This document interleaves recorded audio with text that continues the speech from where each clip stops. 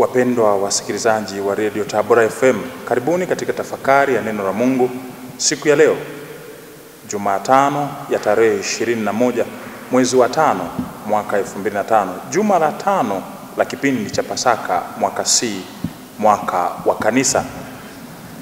Somo la kwanza linatoka katika kitabu cha Matendo ya Mitume sura ya 15 aya ya kwanza hadi ya 6. Na somo la Injili linatoka katika Injili ya Yohane sura ya 15 aya ya kwanza hadi ya 8. Tusikilize somo la Injili. Somo katika Injili ilivyoandikwa na Yohane. Siku ile Yesu aliwaambia wanafunzi wake, mimi ndimi mzabibu wa kweli na Baba yangu ndiye mkulima. Kila tawi ndani yangu lisilozaa uliondoa, na kila tawi lizahalo ulisafisha, ili lizidi kuzaa. Ninyi mmekwisha kuwa safi kwa sababu ya lile neno nililowaambia. Kaeni ndani yangu nami ndani yenu. Kama vile tawi lisivyoweza kuzaa peke yake linapokaa ndani ya mzabibu, kadhalika nanyi msipokaa ndani yangu. Mimi ni mzabibu, ninyi ni matawi.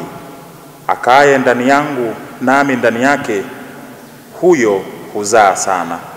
Maana pasipo mimi ninyi hamwezi kufanya neno lolote. Mtu asipokaa ndani yangu hutupwa nje kama tawi na kunyauka. Watu huyakusanya na kuyatupa motoni, yakateketea. Nanyi mkikaa ndani yangu na maneno yangu yakakaa ndani yenu, ombeni mtakalo lolote, nanyi mtatendewa. Hivyo utukuzwa Baba yangu kwa vile mzahavyo sana, nanyi mtakuwa wanafunzi wangu. Neno la Bwana.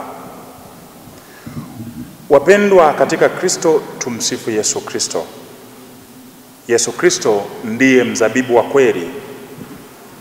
Katika Injili ya leo, Yesu ili kutoa fundisho lingine kubwa, anajifananisha na arama ambayo ina nafasi katika adhira ya Kiyahudi.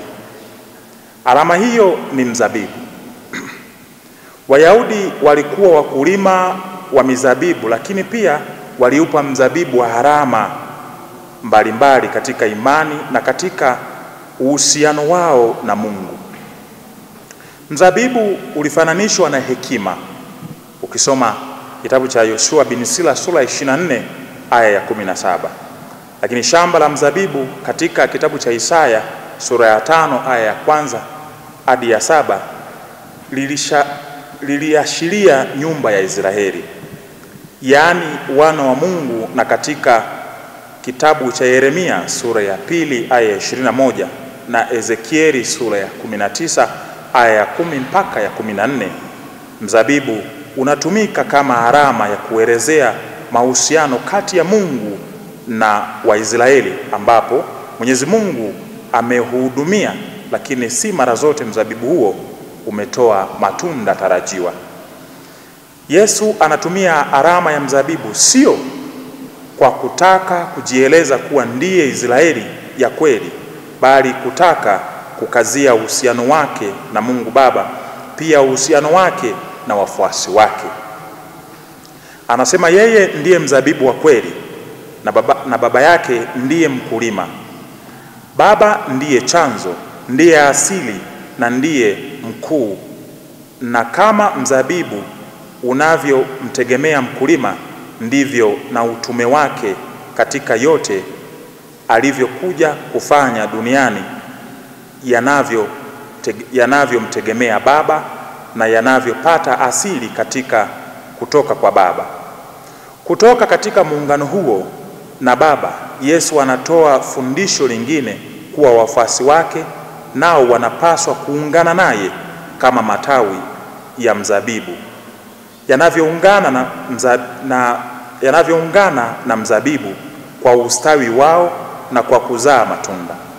Kumbe Yesu ndiye mzabibu wa kweli, kwa sababu ameungana kabisa na Baba. Vivyo hivyo wafuasi wake wanakuwa wafuasi wa kweli kwa namna wanavyotegemeana naye, na ndiyo kuliweka ndani yake neno lake. Wapendwa, maandiko matakatifu katika siku hii ya Jumatano yanatualika tutafakari juu ya umoja katika wafuasi wa Kristo, umoja na Mungu na umoja kati ya wafuasi wao kwa wao. Katika hatua ya kwanza, kama wafuasi, tunaalikwa kutambua kuwa uhai wetu, uhai wa imani yetu na mantiki ya sisi kuwa wafuasi wa Kristo ni kuungana na Kristo. Nje ya muungano huo sisi sio kitu, na yote yanayoendelea nje ya muungano huo ni bure. Muungano huo ni muhimu kiasi ambacho nje yake hatuwezi kufanya chochote. Mtakatifu Thomas wa Aquino anasema, Yesu akutuambia kuwa pasipo mimi mtaweza kufanya kidogo, au pasipo mimi mtapata matunda mengi, bali anasema waziwazi, pasipo mimi ninyi hamwezi kufanya neno lolote.